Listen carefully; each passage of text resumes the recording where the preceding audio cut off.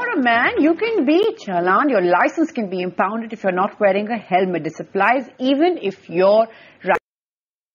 It's okay for women to not care about their safety and be exempt for it. After more than a decade of so much debate over this, the Delhi government and the Delhi High Court have made it clear that women who are riding pillion two-wheelers will have to adhere to road safety laws, even if they're actually not pillion but actually riding the vehicle. This means that they will have to wear helmets. Now, there is a central government law making it essential for all two-wheeler riders, irrespective of their sex, to wear helmets, but somehow women have been exempt from the rule. Of course, some, like the Sikh women, have argued that it's against their religion, and while that is on, what is the excuse that everyone else seems to have? Let's now go across to Kulsum, who's joining us for more on this.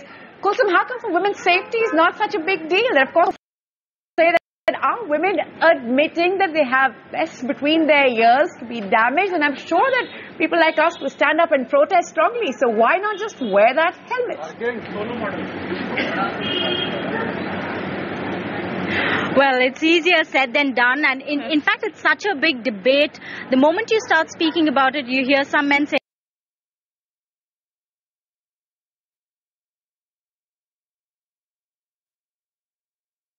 that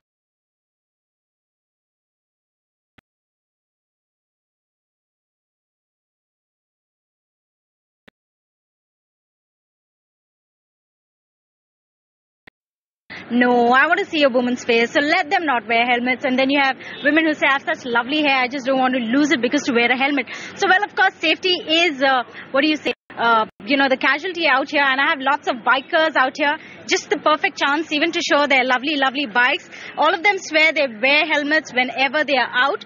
But